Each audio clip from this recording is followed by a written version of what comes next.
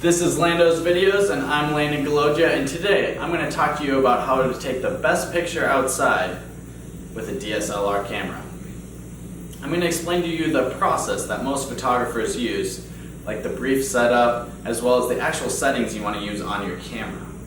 Now, begin by going outside during what they call the golden hour. This is 1 hour before sunset or 1 hour after sunrise. This is when shadows tend to be less harsh and your colors are a lot more vivid. Now, you begin by using the rule of thirds. It looks a lot like this. Place your subject on one of these gridded lines. Next, focus in on your subject, either automatically or manually. Whatever feels more comfortable to you. It's just a simple switch on the lens itself. Now you go into the actual settings. Use the 3 pillars of photography to start. These include shutter speed, aperture, and ISO. Shutter speed is how long your sensor is exposed to light. Now this can be a fraction of a second or whole seconds itself. Depends how fast your subject is moving. If it's moving really quick for you, you're going to want to use fractions of a second, like 1/125 or 1/250. This will capture it with little to no motion blur. Now if you're using just a handheld and your subject is in one place, you can use 1/30 or 1/60. Now, if you're lucky enough to have a tripod with you, or you can set your camera down, you can use whole seconds, or 1/8 or 1/10.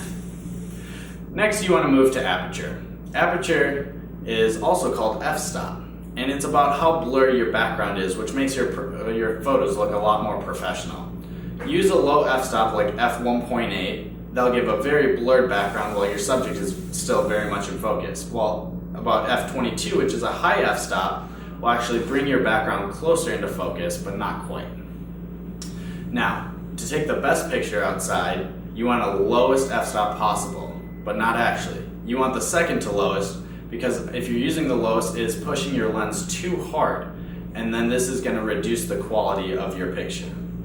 Now move to ISO. It is the third one, and it doesn't rely on how fast your subject is moving or how you want your picture to look professionally.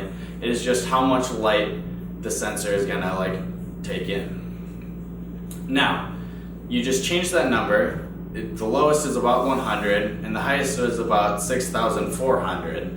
And you wanna switch it till your subject is bright enough but not over a white. It's a little bit of a gray area. Next, you wanna change your white balance. Your white balance can actually be changed also in post-production if you're shooting in RAW format. RAW format actually takes in a lot more information than shooting in JPEG, which is what most people use. Now, shooting your white balance in your camera, you want to use the daylight setting or 5200 Kelvin. That represents the rays that the sun is projecting onto your subject. Now, for some simple tricks to make your pictures look better outside.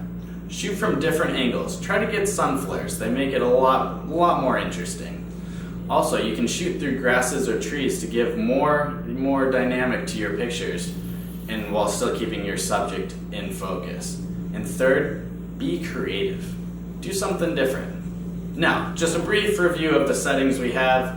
You start with those gridded lines, which is your rule of thirds. Put your subject into focus, and then go through your shutter speed, your aperture, your ISO.